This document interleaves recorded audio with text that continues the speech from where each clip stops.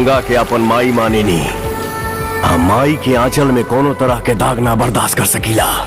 Power star Pawan Singh का horror Gange trailer हुआ release और रिलीज होने के बाद बनाया रिकॉर्ड। तो क्या है खबर की पूरी जानकारी बताएंगे आपको डिटेल में, लेकिन उससे पहले चैनल पर नए हैं तो चैनल को सब्सक्राइब करें और पवन सिंह के फैंस हैं तो कमेंट बॉक्स में पावर स्टार पवन सिंह लिखना ना भूलें।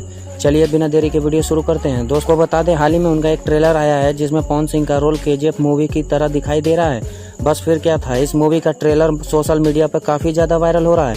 आपको बता, ये फिल्म अब तक की सबसे ज्यादा महंगी फिल्म है और जिस तरह से ये ट्रेलर में पवन सिंह दिखाई दे रहे हैं उसको देख के तो यही लग रहा है कि ये फिल्म KGF चैप्टर को पीछे छोड़ देगी।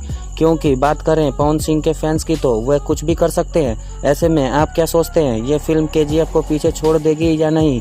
अपनी राय कमेंट बॉक्स में बताइएगा। मिलते हैं अगली वीडियो में, तब तक के लिए अपना ख्याल रखें। धन्यवाद।